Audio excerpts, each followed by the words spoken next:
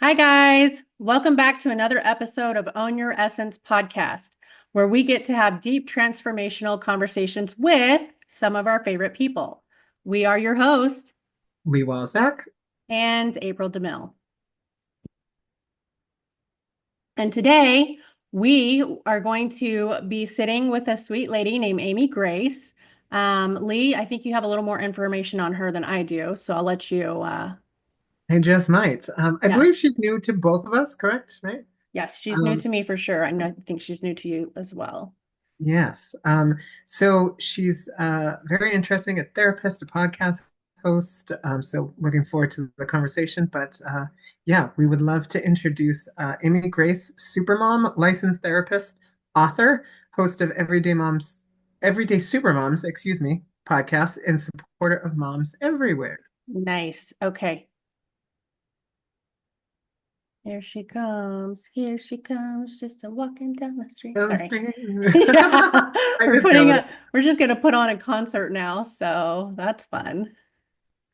Hi. Hello. Hi. We were singing and putting on a mini concert because we like to get idiotic sometimes, Fantastic. but we did just Lee just read your introduction. But if you would like to tell us a little bit more about where you're at in your journey, we could kick it off that way if you'd like. Yeah, I have spent the majority of my adulthood focused on motherhood is a big part of my journey. Yeah. I became a mom really young, and my oldest will be 26 really soon. And then I have more. So I have a total of four biological kiddos and some older kiddos that are step kiddos. And I've spent my whole career as a therapist focusing on moms across the lifespan. So I help them from preconception through empty nesters, because I believe when moms are as healthy as they can be, then it filters out through the whole world. Yeah. Well, I love that. And I also have four children. Mhm. One is on the other side. Mm. And my oldest now is 25 and my youngest is turning 18 in like 2 weeks. Oh, So, wow. So so it I'm looks like you must have had yours fairly young too, because I you did. look I did. I mean, I'm 46 now. That's right, everybody. I okay. just told the Yeah. world my age, but like I'm 46 now and I've had the range of experience like I'm going through empty nesters now, Hmm. and that is a whole different beast of its own. So I Totally. think there's lots that we could get into here for sure. Totally. Yeah. Yeah, that's what I'm passionate about is helping moms on all the different parts of the lifespan. And, I'm kind of in multiple of them at the same time because my oldest stepson is 29 and they have two boys already. So I have grandbabies all the way down to my youngest is still in elementary school. So I've got a pretty big span there. Yeah, you do. Yeah, you've got a span for sure. Keeps you on your toes. So I'm also my Muggle world job. I'm a nanny. So I'm do private nanny stuff. So that keeps me engaged with all the little kid stuff still. Totally. Yeah. Totally. Awesome. Yeah. Amazing. Yeah. And I have a cat, so that's how I have one of that's where those we're at. too. Awesome. That's amazing. I'm sorry, April, did you have something else you want to No, no, add? no. Go ahead. So Amy, so you actually, this is a little bit of a shift from the motherhood. I'd love to circle like the motherhood work. I'd love to circle back to that Totally. because I know you have a podcast and a book and Hmm. all the fun things. Um, I am curious. I'm always curious about this when I talk to a therapist, though, or anyone that works in kind of like mental health or anything like that.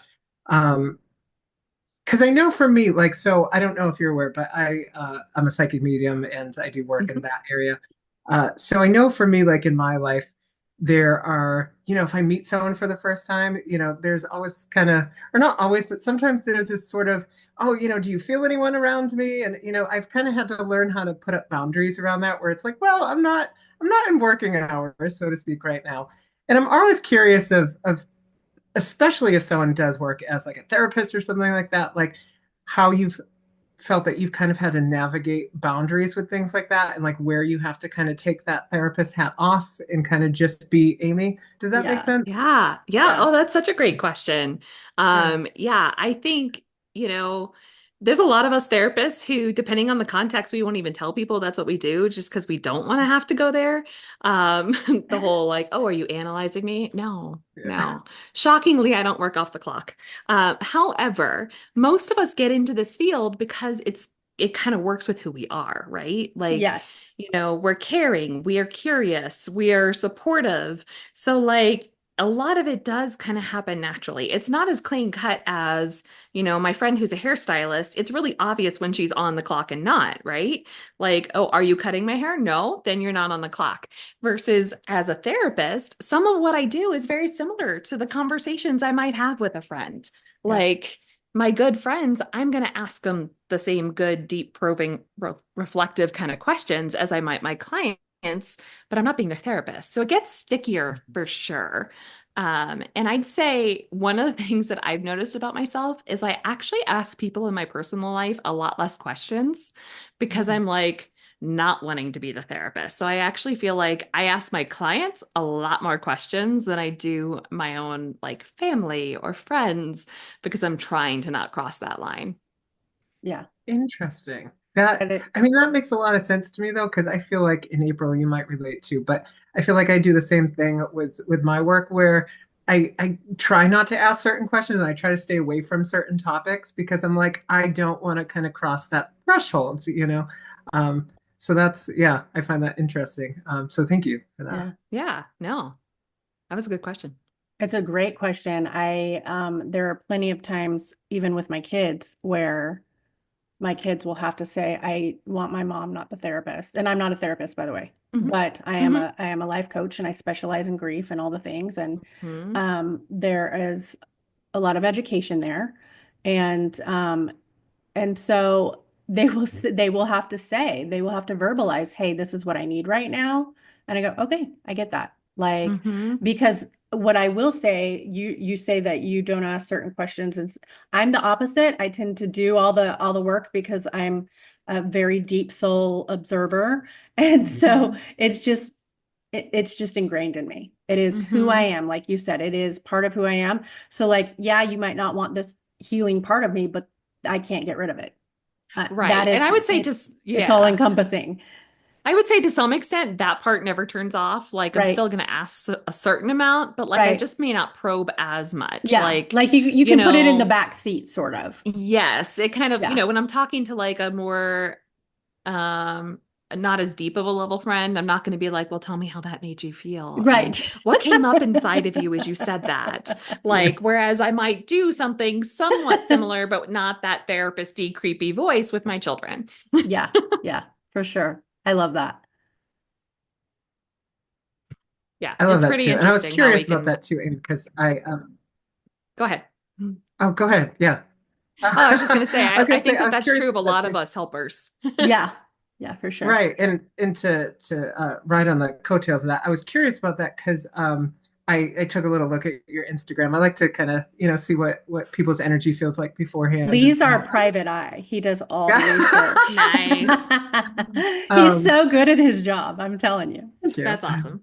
But I saw a video that you had posted where you were speaking about how you had someone because you have a podcast called Everyday Supermoms, correct? Hmm. Yep. Um, and you had a video where you said, oh, I had this woman reach out to me after she heard my podcast and she felt so seen and heard. And, she was going to show her husband and everything. And what really struck me about that video in terms of you and your energy, I felt like my interpretation of the energy in that was you really uh, genuinely caring about helping other people feel seen and heard. And I'm like, oh, it totally makes sense. She's a therapist. Um, Yes. so I was curious too about, yeah, like that's kind of where that stemmed from a little bit, where the boundaries kind of come in. Because I think sometimes when we do have this certain archetype to our personality, we really do want genuinely to have other people be seen and witnessed by us and heard. And I think that's so much a part of our human connection anyway. Like we're all just kind of looking for that in some way. Um, Hmm. so yeah, that Well, was and just that's my, so much of my podcast. The reason I created it was not only to have a platform for these moms to share their amazing stories, but also for those who are listening to hear a story and feel seen and heard so that they're like, I'm not alone in these feelings. I'm not alone in this experience. Other people have dealt with this. Sometimes it's even like embarrassing moments or things like that, that they're just like, oh, it's okay for me to admit this out loud. Maybe it's what helps them to go seek help. Maybe they go to their own therapist. Maybe it's they get some coaching. Maybe it's they, even just have a conversation with a friend for the first time about something that they didn't know that they could share out loud. And so I think one of the beautiful things about sharing stories is that it does connect people and help them to feel not alone in their journey. Yeah. absolutely. Yeah.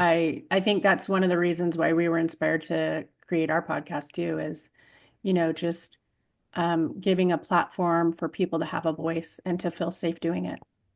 Hmm. Yeah. Absolutely. Yeah. So I would love for a second too, for you to talk more about your podcast. So it's called Everyday Supermoms. And how long have you been doing the podcast now?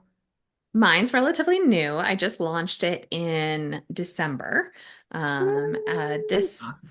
as of Congrats. the time of recording this, I have 42 episodes out there and growing. Nice. So it is growing really fast, and I've shared some amazing stories. But each week we share on Mondays, I launch an episode that is me interviewing a different mom about her story. And we've talked about all sorts of things from perinatal mental health and birth trauma, infertility, adoption, child loss, anxiety, Ooh, I have a depression. great guest for you. We should send her Janae. Ooh, Yeah. Yeah, Yeah. I'm gonna reach out to Janae and see if she if I can connect you two if you're okay with that. yeah. Send me people. I would love that. Yeah. Yeah, no, she would be So, great for you. yeah, basically, I'm just looking for anybody who has a great story and can show how supermoms can all look so very different. That there is no one type of supermom, but we are supermoms when we are harnessing our own individual strength and owning our essence. Nice. See what you did Hey. there? That Nice was good. spin, lady. Love it. Yeah, that's I love good. that. Um, did you have anything you wanted to ask April?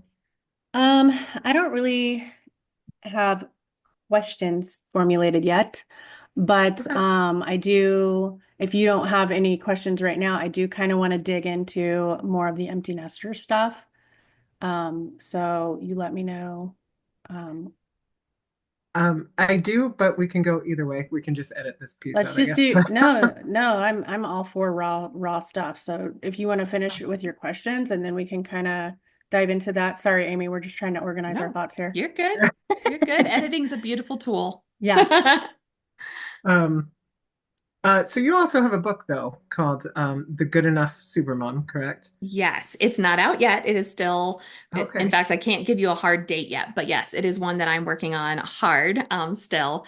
And it is based on the idea that um, so many moms are constantly striving and not feeling good enough. And they're constantly feeling like they need to do more, be more, achieve more, be more present, and all these things. And ultimately, what I've come up with over the course of my career and working with moms is that there's more core things that really come down to being the root of what it takes to truly be a good enough mom. And they are the kind of patterns that I've seen in not only in working with moms that are amazing moms, but also in working with I work with adults who often are reflecting back on their own, how they were parented. And so I've gotten a pretty good handle on what the things were that really mattered when they were good and what the things were that really mattered when they weren't so good. Awesome. Beautiful. I love that. Um, I like to ask this question of authors a lot too. I've never written a book, but I know people who have, and it seems like it would be such a interesting kind of experience to have. But I'm curious, like throughout your writing process, if anything kind of came up in you that you sort of had to meet in the moment, different pieces of yourself that you had to meet. Because I know sometimes people will speak to, I didn't realize that this was going to surface as I was kind of writing my book. And maybe part of me that I kind of suppressed even, or whatever it is, and there's different facets that tend to come up, not for everybody, but that's why Hmm. I asked. But certain shadow aspects, whatever you want to call it, Hmm. things that are kind of just below the surface. So I'm curious if you had any experience like that, or have had as you continue to write, because I know you said it's not Yeah. out yet. Yeah, I would say not as much with the content of the book, Mm, but of writing a book in general, probably Oh yeah. in yeah. the sense of like, what if I put forth all this work and nobody reads it? Or like the other side of it, like because I do so much work with moms and motherhood is my specific jam, as of right now, all four of my kids are saying I'm a great mom. But I'm just like envisioning them at like 30 being like, she wrote this book to like help moms, and secretly she was terrible. So I think there's like those kind of fears, but they're Yeah. not necessarily like as I'm reading, like writing this stuff, going like, ooh, that's not good. Like it's Yeah. more like the bigger picture of like the concept of writing a book on motherhood. It's interesting. Yeah. Yeah. Yeah. I And would be just, curious. oh, Oh, go sorry. ahead. I was going to say, and just like attacking the fears or facing the fears of putting yourself out there, because how Hmm. vulnerable is that anyway? Yeah. Well, and one of the things that I think is fascinating is like, you know, as I've been in this sphere of podcasting, but even before that, coaching, and even before that, therapy, all Yeah. these things, one of the things that I've come to realize in the world is that who makes it big isn't necessarily who is the most talent or the most gifting. Right. It's often the marketing is really what it comes down to, and who is just really good at selling things. Like I've, listened to a couple podcasts that are ranked really highly, and I'm like, really? Huh. And then I've listened to some that are ranked pretty low, and but they're phenomenal. And so like even in like the podcast world, I've seen that. Or Yeah. like, we're recording this in the midst of the NFL draft, and I don't know if anyone out there is listening that loves it football, but I love football. I've got so many different sides to me. But I was literally getting a pedicure while watching the draft on my phone. And I was fascinated because like they rank all these players going into the draft, and who gets put first isn't always the most talented. Mm, And you see that time and time again in life. Like the people that are making millions of dollars at something aren't necessarily the ones that are the best. Like there are some phenomenal, for instance, pick anything, pick a singer. There are some phenomenal singers that just sing in their shower and will never make it big. Whereas there's some professional singers that without auto-tune, God bless them. Like, so I yeah. just think it's interesting to put yourself out there, whether it's in podcasting or writing a book or whatever, just to be like, okay, I'm going to do my best and then we'll just see what happens out there. Like, I have no control after that. I want to say there was it was the so I'm currently trying to launch a couple books. I have several that I want to write, but I've only gotten to like chapters 1 and 2 and 3, I think, on like three of them. So I'm still very like beginning this project, but I want to say the best thing I've heard so far, and I can't remember where I read it, was to write like no one's ever going to read it. Hmm. To just write your heart out and don't ever expect a single person to read it. So it's raw, unfiltered, all the things. And I was like, that sounds like something I would do. Yeah. Yeah. And So that's kind of where I'm focusing too. And yeah, even when I started my podcast, I actually said, and I keep reminding myself that if each episode only makes a difference to even one person, then it it will made feel it. worthwhile. Yeah, then it made a And difference. it made a difference. And Yeah, so it's like when you can have those kind of markers, like, I don't need to be the most famous in the world. I don't need to be the wealthiest. I don't need to be, whatever, but I want to make a difference. right, It's like, well, you can make a difference to one person. right. You just know that you need to make an impact and you're not sure like out you're not attached to the outcome of what that impact looks like. Yes. Yeah. Yes. Yeah. And I think that's what authentic kind of purpose really is, what you just said. Whereas if you're basing it on like numbers, or you're basing it on something external, if those things shift or change, then so therein does your own feelings about yourself, that you've kind of connected to this external thing. So I think, really that's what it comes down to, is like, I am authentically kind of expressing in this way, and this feels purposeful for me on this internal type of level. you know. Yeah. So, so I Yeah. love that. Well, and that's what I do when I do my work with moms is I help them to create a motherhood that they truly love, like that hones their individual purpose. That I'm not trying to create like an army of moms that all look the same. That sounds scary and creepy. But like, but like rather We I don't work want with mom moms. zombies.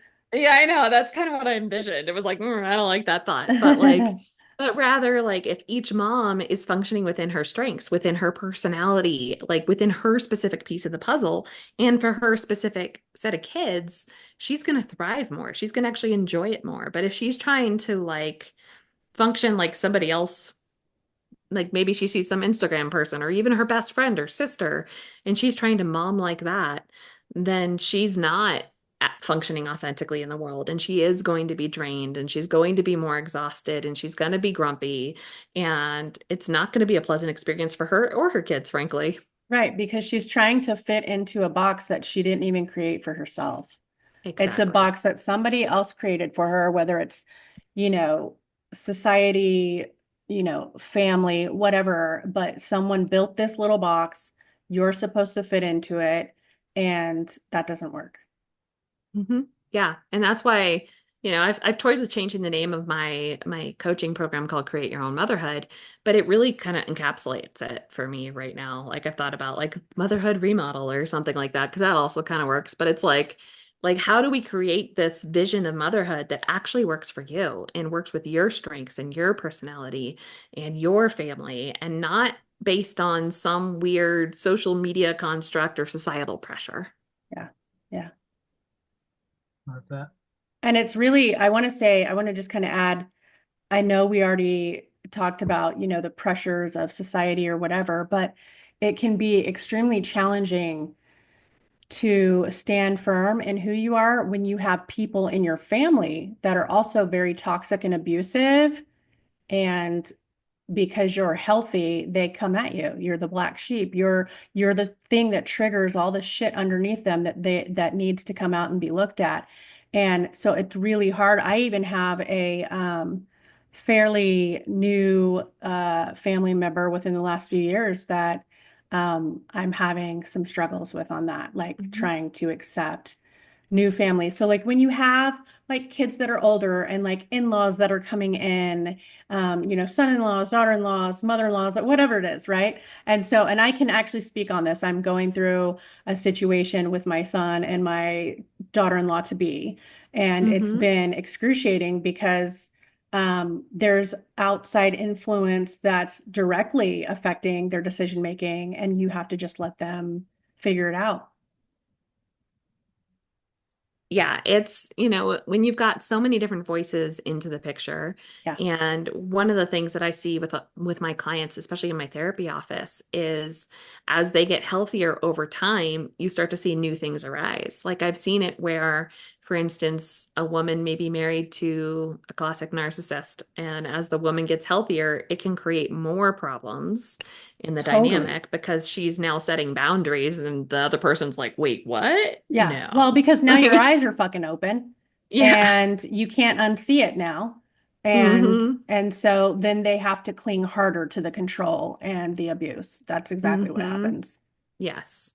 Yeah, fun stuff. I've definitely had my walk with all those. So, Yeah. I would be curious too, Amy, because the way you speak about the motherhood themes and all of that, it feels so eloquent and self-aware and other words that I can't think of at the moment, but all of in that basket. Um, so I'm kind of curious, like, if you had a moment in your life, where for you personally, you kind of shifted into this um, idea of, I want to be a conscious parent. And conscious, I just mean in the way of, being regulated, being aware of all my own multi-dimensionality. And, because that's what we're bringing into, I'm not a parent, but I can imagine that's what we're bringing into our parenting. So I'd be curious if you kind of had that moment, or it was just kind of like a gradual sort of evolution, or maybe it's always been a part of really who you are. I think it's kind of a both and, honestly. Yeah. Like I was fortunate to read a book when my oldest daughter was 2. The book is out of print. But I'm hoping to get the author on my podcast. But the book kind of talked about like having a vision for motherhood in the sense of like having character traits that you really want to nurture in your kids. And that kind of book, I think the biggest thing I got out of that is this piece of intentionality that motherhood shouldn't be about survival, but rather like if we are goal focused and we think, oh, this is what I want to nurture in my kids. I want them to grow up to be kind humans. I want them to be, filled with integrity or whatever those character traits might be, that you're nurturing those and you do it intentionally. So I had that very early. And gosh, she was around 2, so I would have been like 20. I was a baby when Mm. I had that realization. And then as I went through training to be a therapist, you do a lot of your own work. And I am a big fan that all therapists I say every good therapist needs a good therapist. Oh, Um, I definitely second that because I say that for coaches too. Every therapist, every coach, everybody needs yes. somebody to work with and be a sounding board and help them, just a guide. hmm Yeah. And not that we have to work with them like every single week for the rest of our lives or anything, Yeah. but in seasons, as things Yeah. come up and you're like, oop, there's something I need to deal with, that we know who to call to deal with our stuff. So I've done a lot of my own work. And I think on the whole, my motherhood journey is the part of my life that I'm the most proud of, in that I have been really intentional. I feel like I'm successful in the sense that my kids so far are really good humans. They're not perfect, but I'm proud of who they are. And I could tell you I haven't been perfect. So another like milestone for me where I was like, oh, hey, time to do some work on me, that actually sent me into a therapist's office, was my littlest, when she was around 2, started displaying a whole ton of anger. And I was like, what is this? Like she was like a little, like she would like bite her sisters and constantly hitting. And like of all my kids, she was the only one that was like that. And I was like, what's happening here? And I wasn't a yeller. I wasn't showing outwardly anger. But it was during the time period that I was going through a separation from my now ex-husband. And the Mm. truth was, I embodied a lot of anger, Yeah. and it was coming out in her. And so I remember we actually put her in some play therapy when she was around 3, 2.5, 3, somewhere in there. And the therapist at one point looked at me, she goes, who in the house is angry? And I'm like, her. And she's like, who else? And I was like, you mean like who's yelling? And she's like, no, who's angry? And I'm like, oh, I am. Like, that would be me. And she's just like, what does that look like? And I'm like, mostly stuffing it because I don't have a space to let that out. She's just like, you might want to work on that. And so, Can I ask you a question about that? Like yeah. where you were stuffing it and you're aware that in retrospect that you hmm were stuffing it. Do you think that it would have been different had you been more allowing of your anger? I think if I had had a good, healthy place to be working through it, that it would have, like, I don't necessarily think that, like, if I had been yelling with my now ex in front of the kids, that would have been good for them or anything like that. But I think if I had been working through it sooner, Yeah. because what we know about kids is they have a lot of what's called mirror neurons. Do you guys know about mirror neurons? I mean, I do. yeah, I was gonna say, I know Yeah. that everybody, it's actually a mirror to us. So, Yeah. So, like the mirror neurons part in our brain, they're the part of our brain that as adults, like if I were to yawn, it would make you yawn because right, your brain responds to it. Or if we were sitting in front of each other and one of us crosses our legs, that the other would. Like it's right. that subconscious mirroring of what's going on out there. Yeah. And so, what we know is in babies and toddlers, they have a higher portion of their brain that's mirror neurons. Okay. And so, these little beings feel what other people are feeling. Right. Which is Um, also what we call empathy a lot of times or yes. HSP. So, yeah. Yes. Yep. And they have done some research to show that they are pretty confident that HSPs and empathetic people and all of that tend to have a higher portion of those. Right. But babies and toddlers and preschoolers have a bigger portion. So, which is one of the big reasons I'm so passionate about helping moms with, say, postpartum depression. Because when a mom's feeling all this postpartum depression, those mirror neurons in that baby are getting activated. And we want to help that baby to not have to feel that. So if we help mom, it helps baby. So there's even like biological level impact when I say when mom is healthier, the whole world is healthier. Yeah, It's true even at the biological level. right. Yeah.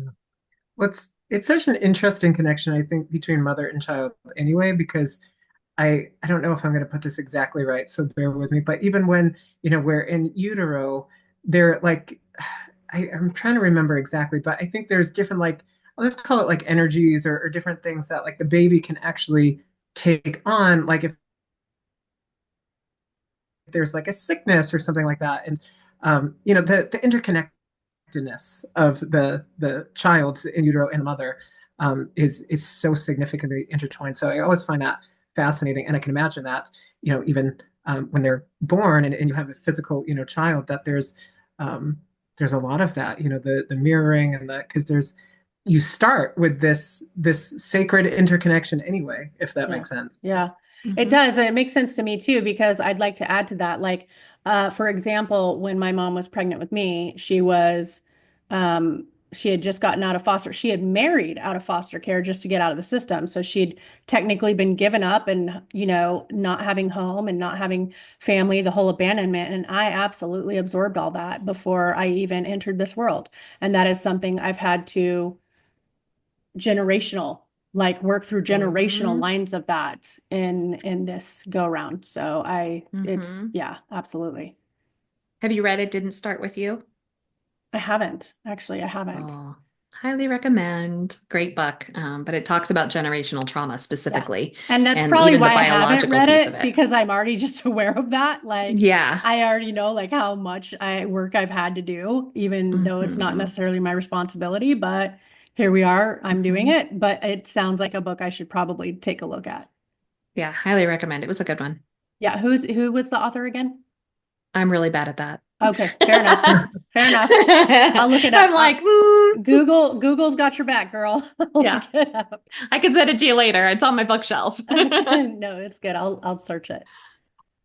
Um, I will, just on the topic of books really quick. I happened to come across that you are actually an avid reader, Amy, or what I would call avid, because I believe it was like 54 books that you read in 2024, right? Is that Yeah, Oh, yeah, that? yeah. girl. Yeah, That is a lot. Yeah, which so I've impressive. always identified as a bibliophile, in that like I've always wanted to buy the books, but now I'm actually like reading them, which is fun. But yeah, I think what's funny is though that I did not read a single fiction book in adulthood until I was 40. So like all of a sudden when I was 40, I went on a trip and for whatever reason I grabbed a couple books and I read them and I was like, this is really enjoyable. And so now I read both fiction and nonfiction, and try to balance it out and juggle it all. But yeah, I really enjoy reading. It's part of what helps me to go to sleep at night Yeah, is but reading. 54 books, like, girl, you are a whiz. Like, I guess I probably go through at least like 10 books, maybe sometimes 12 a year, right? Like, I don't have all the time in the world but I do like to read before I go to bed and do all the Mhm. things. But like 50, goodness, girl, you are well read. Yeah, well, and I do include audiobooks in that, and I do Oh, spend a okay. decent amount of time in my car. That might be the So, difference is I don't do any audiobooks. I actually can't mhm. stand audiobooks. I have to have like the actual put my hands on Yeah. I it. prefer to put my hands on it. However, since I spend so much time in my car, it's a great way for me to catch up on some of my like Yeah. lists of Instead of listening to the radio and stupid talk shows and all uh-huh. the things because it's just junk. Yes. And then there's sometimes where I'm like, "Ooh, that audiobook was so good. I would then want to go back and read the real book, Yeah. like the hand like so sometimes I even double dip. But yeah. Double But like if dip. you were to ask me even like pre-20, like even 2021, I think I read like 5 books. 2022, I think I made it up to like 12 and I was like, look at me. That's like one a month. This is No, that's amazing. And great. then Yeah. like it just slowly and then so my goal last year was 30 bucks and I hit that in like August or something. So Do you ever have like, I'm asking because I'm calling myself out when I ask this question, but do you ever notice that you have like anywhere between 3 to 6 books on your nightstand and you kind of like move between them? Do you ever do that or is that just a me thing?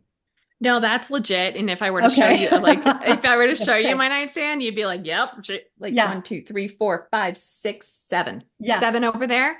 And then I've got a couple on my Kindle. Yeah. And yeah, So I sometimes mean, I will have like, I will be bouncing quite literally sometimes between usually no less than three, but as many mhm, as like six. So they're all on my nightstand and I'm like reading them all at the same time. Like I'm reading one, then the next night I read some and the other, and I just rotate instead of just mhm, sitting down and reading one book till it's done. And I'm like, is mhm. this just a me thing? Like, am I just an ADHD thing? I don't even know. It's partially an ADHD thing, but also Okay. like it depends on my mood. Like, am I Yeah. in the mood for like I like thrillers and stuff, but sometimes I'm not in the mood for a thriller. Like Yeah. maybe I want to read this other kind of book, or I don't read nonfiction before bed because one of the things that I've learned is it wakes me up because my brain's like, let's learn this stuff. So, and that's, Um, I think that's the thing. I don't read anything fiction. It's all do it mhm, yourself, nonfiction, self-help, all the, like, I don't do the fiction stuff at all.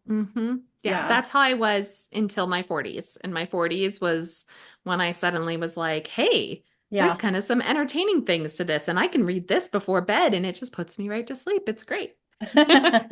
My aunt's like that. She does like all the fiction books in the world. Like she's a big reader too. So, Yes.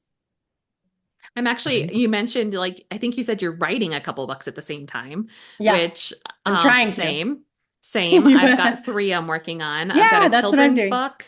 Yeah, I've got a children's book, a nonfiction, and a fiction. And then I just recently published, I do have a journal out there called the Motherhood Mindset Journal and Workbook. Oh, nice. So actually it's workbook and journal. I said that backwards, but that's just a mindset tool for moms, which is really awesome. Yeah. But yeah, so you know, I think it's funny because people are like, "Oh, you're writing a book," and it was like, "Uh-huh, Mm. sure, In my and head, two I'm more." actually writing 8 books, and that's actually my goal, by the way. Like, I actually want to at least write 8 books at minimum. So, in my head, I already have them all organized, but like on paper or computer, whatever you want to say, like Hmm. I've started 3 and Yeah. I'm trying to get myself in the zone. Yeah, I have a list of 20 books that I have ideas for. We'll see if they all become real things. But I've got the three that I'm working on. In the children's book, I've already written the manuscript and I have an illustrator that I'm working with. And so that Nice. one feels like it's going to come to fruition. And then I actually we'll have a see where it goes from children's book here. idea that I wanted to do too. So, I would love to see how your book turns out. I'm Yeah. excited for Yeah. you. Yeah. It's pretty exciting. It was a book that kind of came to me one morning when I woke up. I had the whole idea and I was like, I took a shower and the whole idea just kept coming. And I was like, okay. So I sat down and it was like 6:15 in the morning and I poured out a whole manuscript before 6:40, waking up my kids and getting ready for the day. I was like, Nice. I'm like, good morning, children. Mommy wrote a book before school today. If that's not productive fucking parenting, then I don't know what They're like, you did what? And I'm like, is. yep, sure did. So funny. I love that. Um, that's amazing. Uh, I would be curious too, just to kind of pivot a little bit back to the motherhood stuff, Amy. I believe, if I'm not mistaken, I believe you've asked this of other people, so I thought it would be an interesting question to ask you as well. Um, so, what are some of the qualities that you think, or you would think that make you a super mom? Because I believe, if It I'm not is. mistaken, that you've asked that of other people. So Yeah, I kind of I like to ask it in turn things almost back. every one of my interviews. Yeah. So yeah, that's a great question. Gosh, that's funny that I don't think anyone's actually asked me that yet. Um, Talking about mirroring neurons, right? yeah, Like that's Yeah. what we're I was doing. like, huh. I would say I am an HSP, Mhm. and I am an empath, and I think I read my children very well as far as like where they're at, and I can kind of match energy levels a little bit, and so being able to see where they're at and match them there. And so like if they're coming home and they're in a low place, that I can meet them there rather than like coming in up here and like, let's do this and let's do this. And so I think the fact that I can kind of feel that and then respond to it is one of my like superpowers. Um, I would say the fact that I'm really intentional. Intentionality to me in life is one of it's just a beautiful thing, whether it's in motherhood or in your own personal goals or in careers or whatever. The beauty of taking each step intentionally and like thinking through where you want to go and taking the steps to get there makes a huge difference. So I would say intentionality is a huge part of what makes me the mom I am. Um, and this is silly, but it's what just popped in my head, so I'm going to say it. But like, I would say I am a super snuggler. Like, I have always made snuggling a priority in my family. Like, from when they were little and wanting to hold them 24/7 because they were adorable to like, even my 26-year-old, she'll come home and we'll put a movie on and we'll snuggle on the couch and watch. And so like, it's just like a way that I connect with them. So that's kind of a silly one, but I think it's really made a big difference in my parenting and the attachment and all those things. And I don't think it's silly at all because a lot of people are, afraid of touch, trauma response, whatever. And touch doesn't always come so easy to everybody. So I don't think it's silly at all. I think it's absolutely awesome. Yeah. Yeah. Well, and I would say my 15-year-old is not a toucher. Yeah. She is really high functioning on the spectrum, but like one of the ways that that shows up is she's not human interaction is not her stronghold. And but she's like it's funny because I can still find time. Like she will watch a show with me and like slowly creep closer in the couch until she's like right next to me. So she's kind of like a cat, is what we say.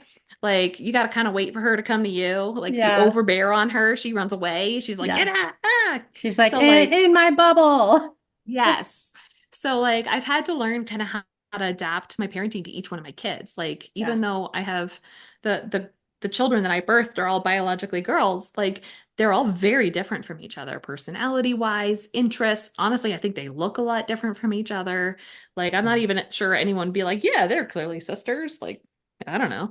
But but yeah, they're very different. So with each child, I parent them different. I make a focus different. We probably have different inside jokes. Like it's just very different with each child. It's such a great conversation or great point that you bring up because it makes a great conversation when people like accuse you of favorites. Even your kids will accuse you of favorites, and it's not true. Like as moms, we have kids that need certain pieces of us at certain times.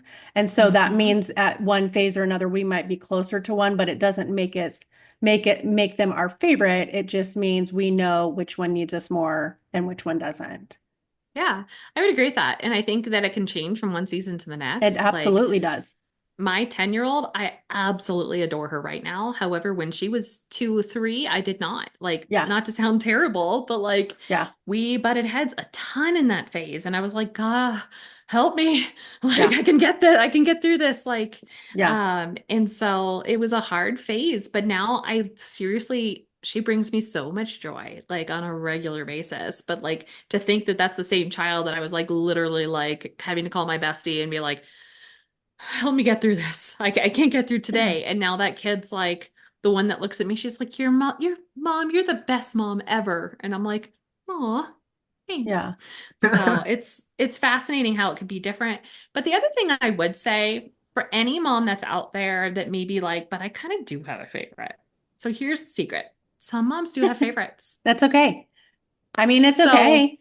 and I wouldn't say that. I wouldn't necessarily point it out to your children, like you're my favorite or whatever. Like Right. that can cause some all sorts of problems. Right. However, if as the mom you're noticing you're closer to one kid than another, the reality is we feel different kinds of connections with different Right. personalities, right? Yeah. So like if you have multiple children and they have different personalities, there might be some that you connect with more naturally and you Yeah. understand better. Right. And so it comes more naturally to parent Yeah. them. It's just Maybe more they're the fluid than maybe the other ones. And yes. there's no shame in that.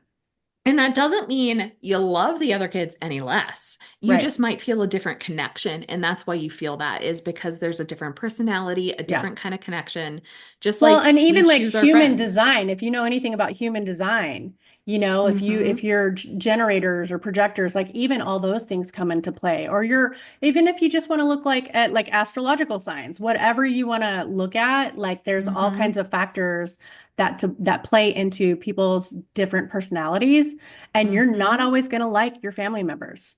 Yeah. It's okay. Hmm. Yeah. And you might not connect with them all in the same way. And I feel like everyone's like, no, parents never have favorites. And I'm like, I'm just going to tell a little secret. Sometimes we Yeah. do. Yeah. And like, and not in the sense of that means we love that kid more. It means generally more that we feel in a more natural connection. It comes more easy to parent them. Like our personalities jive, our, whatever. Like, Yeah. and if you're a mom out there listening to this and you're like, oh my gosh, like I have had a favorite and I've always felt super guilty about it because everybody says you shouldn't have a favorite. Maybe just looking at it, it's not necessarily that they're your favorite, that you love them more or anything. It's that you just have a different It's just connection that with you get them. along with them better, and that's okay. Like there's no Yeah. shame in that. I Hmm. I can honestly say, like my oldest daughter now, she and I are a lot closer than we used to be because she's come into her own. She's a lot Hmm. wiser. She's the oldest and more mature and all the things. She's living adult life and Hmm. she understands parenting on a different level now that she's kind of doing the adult thing, living on her own. My son and I were closer when he up until he was about 13, and he and Hmm. I are not close anymore. Like Hmm. we have drifted apart, and there's a lot of factors that play into that, and that's just the way it is. And then my youngest, she and I are becoming closer again now that Hmm. she's turning 18. And that all these Yeah. relationships come full circle at some point, even if it's not your Hmm. kids. It doesn't matter who's in your village. Like Yeah. the phases just they come and Hmm. go. And I think that's such a good point, especially for anyone who's listening to this that is in a hard phase with a kid, Yeah. that doesn't mean it's going to be there forever. Like I've No. seen so many times where people are having a hard time, especially in those hard teenage years. And then the kids grow up and they come into their own and they figure out adulthood is challenging or whatever. And then all of a sudden, like there's a connection again. I was Um, going to say one thing that all three of my kids had in common was as soon as they hit that like 13 to 15 age range, I was the fucking devil. All of them went through Woo. it. I hate my mom. She's a bitch, blah, blah, blah. They all Hmm. went through it, and they're finding their voice and they're expressing their individuality. And it's just part of the path sometimes. Well, I've been known to say that if your kids love you all the time, you may be doing something wrong. Right. Yeah. Like Yeah. at some point, your kids are probably going to look at you and not necessarily go as far as I hate you, but at least be really pissed off. Like if you never piss off your kids, you're probably not setting boundaries. Right. You're just people pleasing. There's something going on Yes. there. Mm-hmm. Yeah. Yes. Yeah. I would be I love all that, by the way. And there's so much truth, I think, to the last piece that you just said. Um, I'd be curious about one thing before we wrap up, but you mentioned about you feeling that you are an HSP and an empath and all of that. And I would be curious how, and I know that can mean different things to different people, but I would be curious how you have navigated parenting as an empath, because I know for me, as the child of somebody, being someone's child and being an empath myself, for me, it was always very unclear about where my energy began and where somebody else, or where mine ended and someone else began, rather. Hmm. And then that turned into a lot of like, now I feel kind of responsible for other people's energy and emotions. And so I was kind of carrying, and still struggle with this sometimes, but carrying all this kind of extra weight on my back where, I'm so intertwined with other people. So I'm curious, as the parent, how you've kind of figured out how to navigate that and, figuring out where your energy ends and your child's begins. Does that make sense? Hmm. Yeah. So I think a couple of things. One is I think especially for HSPs, empaths, that self-care is such an important piece so that we are maintaining and regulating ourselves and not expecting our kids to do that for us. But that also we can teach them things like, mom's having a hard day today. Like, uh, but like we can, point out that like, you know, I'm feeling a lot. We can share those emotional words with them or whatever, and we can model that. And so like, but I think taking care of ourselves so that we're not like, I feel like some people use the term HSP when really what they mean is like they feel like they're a hot mess all the time. So they're like, yeah, I'm highly sensitive. And they're just like emotional roller coasters and not well managed. And I'm like, that's not necessarily HSP. Um, but like an HSP can still learned what they need to regulate, what they need for self-care, what they need to manage daily, what they need to manage on a hard day, like all that Yeah. kind of stuff. And when we first regulate ourselves, then when we check in with our kids, we know where we're at. And so if we're feeling a lot when we're checking in with our kids, we can know that that energy might be coming from them versus, oh, that's mine. But also as a woman with multiple teenage girls in my home, in addition to feeding off of energies, we feed off of hormones as well. Right. And I'm like, whose hormones are going on right now? Like, so Yeah. it's all of the things. So I think it's a really interesting thing to like check in with yourself first, make sure you're regulated because we Mm. can't enter into the dynamics with children who are often dysregulated if we're a hot mess too. Right. I would second that Mhm. totally. And I would say that there was a whole journey wrapped up in figuring out how to regulate myself before I could get to that point too. Because Totally. I was the empath and the HSP that was a hot mess because Hmm. I was feeling everybody's stuff and didn't know what was what and who was coming and going. Like it was crazy until I was able to ground myself out and figure it out and draw lines and place boundaries and do all the things. It's a lot of work. Hmm. Yeah. And I would say, like, because I'm a therapist, I'm entering into a lot of different energies regularly, right? Right. So, like, it was one of the things that I had to learn pretty early on in my career is how to not let every one of those things impact me and how to say debrief at the end of the workday. I remember when my oldest was in second grade, so still pretty little. I worked for social services at the time in foster care, and I dealt with some really hard stuff. And like, I had to figure out like a post work, pre transitioning to motherhood debriefing process for myself to kind of let go of that before I picked her up so that I wasn't taking all of that into my precious few hours with her after school, after work, before bed. So like being intentional about, I teach so many of the women that I work with about like checking in and being aware of where you're at, like at any given moment. And okay, I'm feeling a little triggered right now. How do I bring that back down before I engage in whatever the next thing is? Yeah. Beautiful. I love that. Everything, And everything you that's just. I was going to say that's a big responsibility for you to be able to do that and have the awareness that that needs to be done. Mm. Totally. Yeah. Totally. And, I think so often, you know, so many parents will bring their kids to therapy, like to a therapist and be like, fix my kid. And part of why I stopped working with kids is I just believe so much of it can happen from the parent down. Like, first of all, the parents, our brains are fully developed.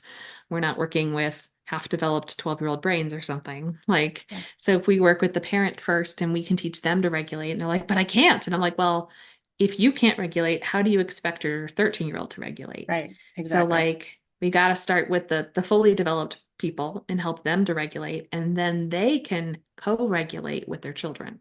It's so true because no matter which child I'm getting along with the best or not, it doesn't matter.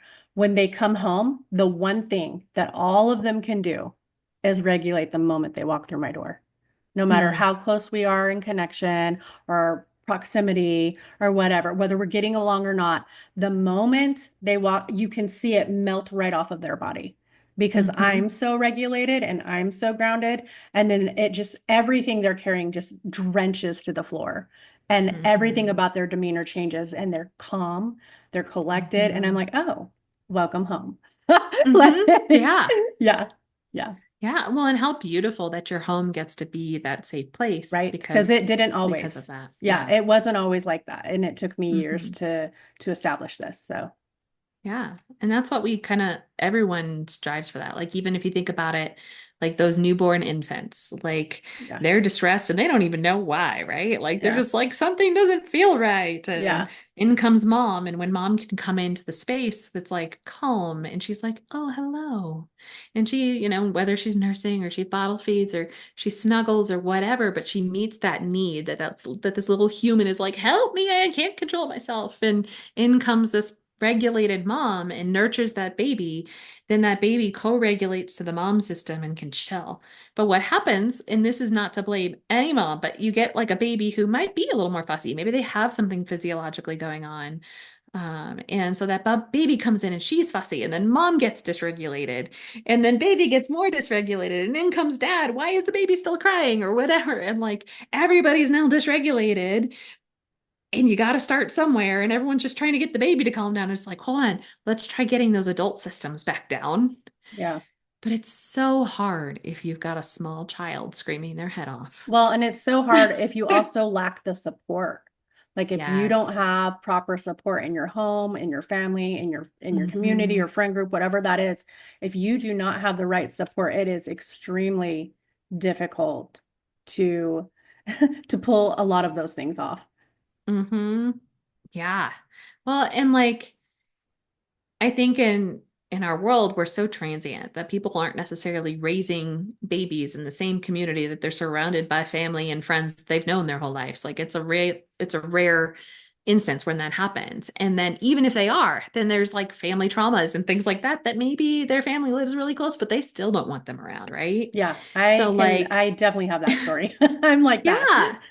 Yeah. And so, like, people feel like they're kind of on an island in a lot of ways. We've never Yeah, been more connected with through like social media, but like people feel very disconnected in a lot of ways yeah, because even if you have a lot of friends who you could maybe even text or post or you care about what's going on in their life, they're not necessarily the friends that will show up in a moment's notice. What do you need from me? right. Like, if you ask any given mom, if you needed somebody to come watch your kids right now so you could go to the hospital, who would you call? A large portion of them don't have an answer for that. Yeah, yeah, for sure. I agree with So, that. And it's heartbreaking actually. yeah.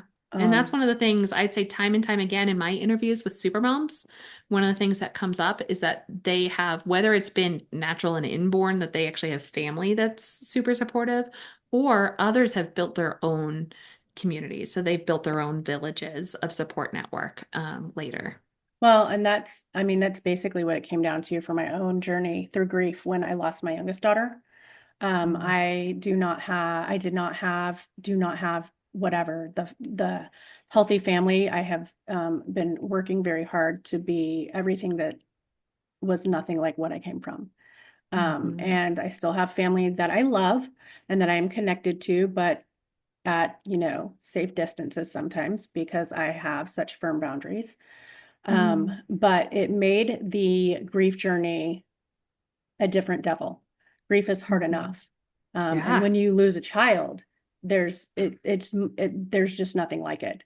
And then when you do that and you have no family and no support and you're homeless, and I'm giving you examples of my journey, right? Hmm.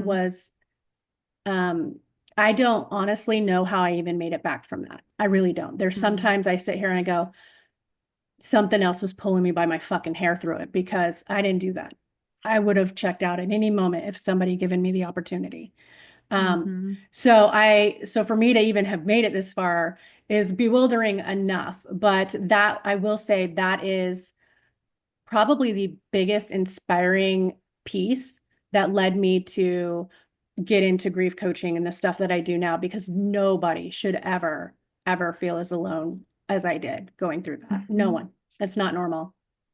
Yeah.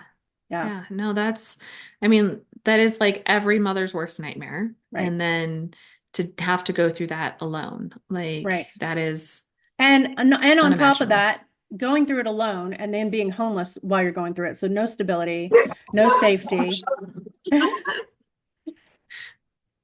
Hey, sorry. Hey, Holly. Sorry. Hey. You might have gotten an Amazon delivery. That's literally Oh, how she barks if okay. Amazon comes. She has a specific Amazon bark. Um, I mean, That's so funny. recognizable at least, Yeah, for yeah. sure. It's really funny because like I also like I kind of took a break from Amazon for like 2 months and I had forgotten about that bark. So that's why I think part of why I jumped so You're like, much oh, because that scared me. oh, she used to bark like that every way too often. Which is why I took the break from Amazon. But Yeah. that's really funny. I was like, oh my gosh. Oh, Amazon. We're good. Yeah. everything's okay. Yeah, just Amazon. That's funny. Oh, sorry.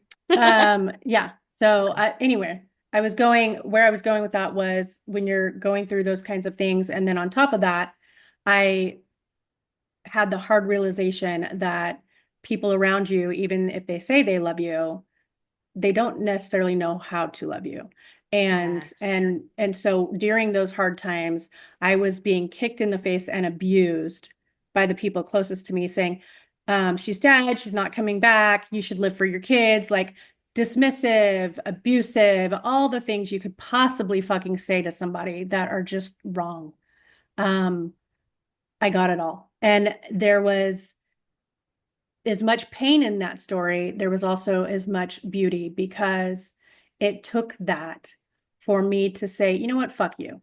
You are toxic to my process. Goodbye. Goodbye. And so that a lot of that alone time was because I was changing my playgrounds in every sense of the word. And there is an integration phase and it's excruciating. But when you come out on the other side, it is an entirely different planet. Yeah. So, yeah. Yeah. Well, and a lot of times going through those hard times helps us to prune those who were Yeah. unhealthy out of our life, Yeah. and helps us to realize where there's deficits of where we need to build in and graft in the healthy people. Yeah, right. And that's exactly right. So like it was eye-opening nonetheless, you know. And so there's parts of that where I have a lot of gratitude and I go, you know what? I can see the reasons why. And Hmm. even though it sucks sometimes, you know? Yeah, totally. Yeah. Lee, you Do you got feel any like you've more? gotten oh, sorry, I was just No, go curious if ahead. you feel like you've built your community and your village well since then.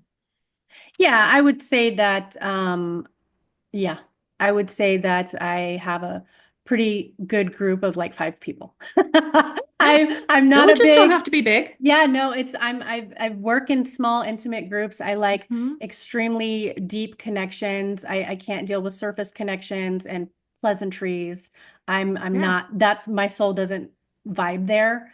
So if you can't go as deep as I can go, then I don't want nothing to do with you. No harm, no Hmm. foul. Like, you know, like we're just a different breed and that's Yeah, okay. totally. That's Yeah. fair. Yeah. And I'm still building, right? So like I'm not Hmm. done building, but I would say, you know, I have a pretty cool little group of support now. So yeah. You've got people that in those moments where you're like, I need somebody, you know who you can call. Yeah, and I even have rekindled connections with some of Mm. my family members and it looks completely different now. So Beautiful. yeah. Yeah. I love that. Yeah, it's pretty awesome. Lee, did you have any other questions that you wanted to? Um, no, I think that covers it. Just yeah, just thank you to Amy. Thank you so much for Yeah, being Amy, here. you're fun. Um, Oh, yeah. thanks for having me. Like it's always fun because I'm like, it's been this fun adventure to be guests on other people's podcasts. And then I have to remember, okay, which role am I in right now? Okay. Yeah. Yeah, Because I'm like, absolutely. I want to ask you guys questions too. Well, and I think that's the beauty of like some, you know, like our podcast. I can't speak for everybody, but we like that. We want Mhm. like true, authentic, you know, connection. So it works out. Yeah. Mhm. Well, it's so funny because I like kind of going back to that question from earlier, like as a therapist, I'm the one asking the questions. And like, I remember it's softened a lot over the 20 something years I've been in the field. But when I was first trained, it was like, you don't share anything. It's like this, you're a closed book, like blank slate therapist. And that's not how I roll. Like, if that's what people want, I'm not the therapist for them at all. But You like, know, I was going to say that actually, let me ask you a question about that real quick, yeah. if you don't mind. Hmm. Um, you know, I had an experience, I want to say it was in 2012. I was seeing a therapist, and I was going through some crazy shit, stuff with my daughter having her, you know, the separation, the death, all the things. And I remember when she got emotional one time and she had to like hide her face or leave the room. I can't remember what happened, but I Mm. asked her, you know, I point blank asked her. I was like, "What? I don't understand like what happened." And she was like, "Well, I'm not allowed to, like you're trained not to show emotion."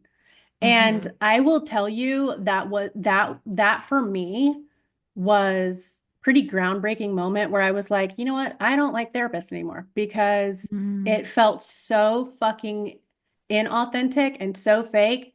Like if you can't share in my journey, then you're not going to help me in my journey. Does that make sense? So I'm just Yeah. curious, like, what your thought is on like sharing emotion, like really validating and getting in there, especially if you're an HSP and you already have to have boundaries and walls around that. Like, where do you stand on that? So, I mean, there are still therapists who are old school that are Yeah, like, I'm going to be blank face. right. That's not me. I tell people that right off the bat. Like, Yeah, and in fact, some people might want somebody like that. And if that's the case, I'm not the one for them because I am very facially expressive. Like, yeah, I literally can't even get my face to not do much facial expression. yeah. So I'm very readable. I'm like And that too. because I'm an empath, because I'm an HSP, like, if somebody's telling me a really hard story, my face is going to reflect that. I'm not going to be like over there, like, I literally can't make my face blank, but Yeah, I can't do a blank face while they're pouring their heart out. And yeah, I've cried with clients. yeah. Now, the thing is, as a therapist, my reaction should be smaller than theirs. So, like, if they just told something to me that is really sad, but yet they're just barely reacting and I'm over here sobbing my eyes out, that's probably a problem. Like, I shouldn't be worse off than the client where they feel like they have to then comfort me because, oh my gosh, are you okay? Right. And so that's, I think, the bigger problem with what happened in that dynamic was like, not only did she have to like deal with it, but then you were like, what happened here? Like, Do you think you some of that was became because you're the HSP and absorbing some of the stuff she was repressing though? possibly. I Yeah, I was mean, just curious. yeah, I mean, it could be, and that's where that self-awareness piece has to come from, and that every good therapist needs a therapist. Like, Yeah, for sure. you know, I Like I have a remember, therapist and I love him to death. I don't Mhm, see him very often. I see him like right now. I've seen him I think once this whole last year. mhm, So I don't see him very often anymore. But like I love him to death. So I think having a good therapist is so yeah. important. Well, and I remember like there's times though that maybe we're humans too as therapists that maybe it just hits too close to home. Like I Yeah. remember I lost my dad in 2021 and I remember thinking like hopefully nobody's going to come in here in the next couple of weeks Oh wanting to no. process having lost their father or Yeah. something. Yeah. Like and I took a good break from it, but like even as I went back I was like okay, that would trigger something in me. It would hit Yeah. too close to home, too fresh. Yeah. And so like again, we're humans too. That can happen sometimes. And for all we know, maybe that was even part of what was going on with that therapist is it did hit too close to home or something. Yeah. Um, and so It that wasn't can her that I happen. even had the problem with. It was the fact that the She's like, therapists were that's how we're being trained. Yeah. trained that way. And I was like, yeah, I have a problem with that. The idea Yeah. that you should be this blank slate like that. I mean, I could just talk to a fucking robot and throw money at that. That'd do me just Yeah. as good. Like, I'm not okay with that. And that is old school, like kind of Freudian old school Yeah. level, like we are trying to be super blank slate, which Yeah. is why, some of those old school philosophies even have you laying on a couch, not even looking at the therapist behind Right. them. So you can't even see them. So you're not responding to how they're responding. You're Right. responding only to yourself, which, there's validity to some of that stuff Yeah, too. sure. I mean, if you But just need a soundboard, fine. yes. But the reality is that, like, I show up with my whole self when I show up to therapy. Like, and I tell my clients that, which means, they get my wacky facial expressions Yeah. or, my jokes, They at get your times. engagement. Yeah, I'm fully there. Yeah. Which means also on the flip side that when therapists do that, we can't see as many clients in a week, right? Like, good therapists that are showing up with their whole self. Hopefully, this doesn't offend too many people, but you can't see 40 clients a week Yeah. if you are showing up with your whole self because you are going for an emotional roller coaster because every 40 client is going to Right. be in a different place. Yeah. So if you're showing up as your whole self with each client and you are emotionally being present and available to them in that session, you can't see 40 clients. Yeah, for sure. There's no way. Yeah. Well, like you said earlier too, I mean, that's 40 different energy fields in a very specific way that you are meeting and Yeah. engaging with those energy fields. So that completely makes sense. Yeah. That Mm-hmm. would be really hard. 'Cause like, I couldn't even imagine pulling off like coaching clients that often in a week or Mm-hmm. even doing a psychic medium sessions. I could not, that would be too much for me. Like, Mm. because you Yeah. would be all over the place. You would have to Yeah. be. It's too much. Yeah. Like, there have been days, I think the most I've ever seen in a single day was 8. And I came home and I was so beyond drained. And I Oh, I was bet. like, that was not a good choice. You're I like, will now I never do need that two again. fucking days off just Yeah, to recover from basically. that. Yeah. Basically. Yeah, Yeah. I can handle up to maybe 6, but even then that's exhausting. Yeah. I prefer no more than 5 in a day. Yeah. 4 or And 5 I is only see probably like a clients good 3 days number. a week. Yeah. So Yeah. it works out to like a nice sweet 15, which some people like must be nice to work only 15 hours a week. I'm like, oh, it's cute You're that you like, think that's all we do. that's so It's funny. cute. Yeah. I love your idea of what I do. It's so great. Yeah. Yeah. It's like, oh, like that would be like saying, like to anybody else in any other field, that the only work that they do is in the exact moment that they've got a client on the phone. Right. Right. Because Like, there's no admin work involved or other stuff going on behind the scenes at all. or, the massive amounts of continuing education we have to Yeah. have just That. to Yeah. maintain our license Yeah. and all of the paperwork and all of the, And the if we're running our insurance own and all the business. things. Do you take Yeah. insurance? Do you even have to I worry about don't that? anymore. Okay. I've Yeah. been all private pay for a little over a year now. I But keep before that, there honestly, was insurance and codes and all that too. So, yes, yeah. And then the insurance pays it, and they're like, "Just kidding, we changed our mind. You got to give that money back. You got to go ask the client yeah. instead." And it's like, ugh, it was a So nightmare. funny. Yeah. Actually, that's what Beck said, huh, Lee? Beck said the same Yeah. thing. Yeah, she Yep. said that Same, too. almost echoed the same exact thing. She's a friend of ours, a therapist as well, and she has, yeah, pretty much the same story on that. And it's hard because I do have such a heart for helping people. That's why I started my podcast, because it's a free resource Yeah. to be supportive to people. And so I do know that for vast majority of Americans, like, you know, that therapy would be considered a big luxury if they're having to private pay. That they would like to use their medical insurance. We all have to have it, might as well use it, right? Right. Which makes a ton of sense to me. However, the insurance industry like has way too much control. It Yeah. breaches confidentiality. You have to have a diagnosis. They can say, oh, you get 6 sessions. And I'm like, cool, I'm glad I can solve that childhood trauma in 6 sessions. Yeah. That's great.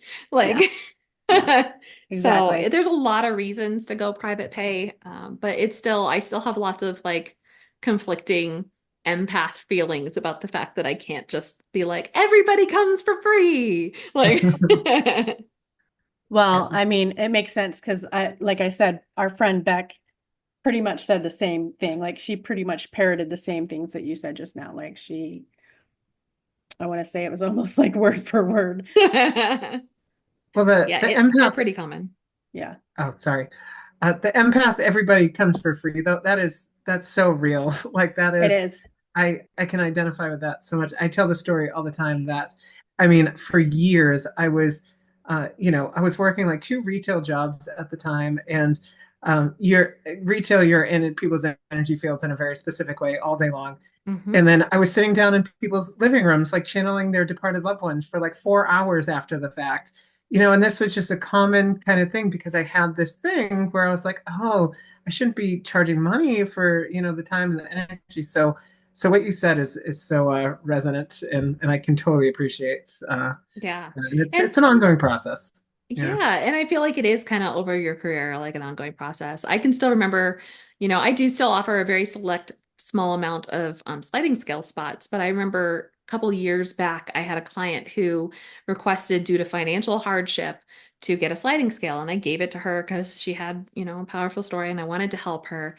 And then partway through, she needed to take a 2-month break because she was going to Europe for 2 months. Oh, Mm. okay. And I was like, wait a minute. So hold on. Like, you can't afford to pay me my rate, but you can afford 2 months in Europe? Hmm. Yeah. Sounds like we can go back to regular rate. Like, Yeah. Yeah. sounds like it's a value thing more than anything. You Yeah. value Europe more than therapy. And that's okay if that's the case, Right. but I value my time too. Right. And that's where you Right. have to be discerning about like, okay, this is not, like you have to be selective about who gets the private or the sliding scale and stuff. So Exactly. Because I can't afford to run my business at the sliding scale rate yeah. by Yeah. the time I pay all my overhead. That's more like almost like volunteer work. Yes. Yeah. Yeah, Yeah. it basically is. Yeah. So yeah. So Fair I'd enough. rather give that to somebody who truly is not in a place to go to Europe for 2 months. Yeah. That's fair. Yeah. Fair. It's totally Definitely fair. fair. Yeah, Yeah. absolutely. All right, lady. Well, thank you so much for being with us. I think that we had some pretty awesome conversations. Can you tell our listeners where to find, where's the easiest place to find you? Yeah, well, if you love podcasts, I would love for you to slide on over to mine, Everyday Supermoms. We share great stories about moms and their super strengths as well as their authentic struggles. So we get into the hard stuff. But you can find me also on Instagram at Hey Amy Grace and follow me there. I have updates about my podcast and all things motherhood. So if you're a mom, check me out there. If you're looking for guests, how and somebody wants to come be a guest speaker on your podcast, how would they go about doing that? The easiest way to do that is to go to my podcast part of my website, and you can go there straight through everydaysupermoms.com. And at the bottom of the page, you can apply to be a guest. Nice. Okay. We're going to Oh, have all your information that you gave us too in the show notes for sure. But Awesome. yeah. Sounds great. Well, thank you so much. I appreciate your time with us. I think we had some pretty awesome conversations. Lee, do you have anything that you want to add before we say goodbye? no, just thank you. Thank you. It was so Yeah. wonderful getting to hear your journey and your story. Yeah. Yeah. Thanks so much for having me. It was fun. Okay. Well, guys, if you guys want to reach out to us for any suggestions, topic ideas, or you want to be a guest on our show, you can email us at ownyouressencepodcast@gmail.com. And other than that, we will see you next time around. Bye, y'all. Bye.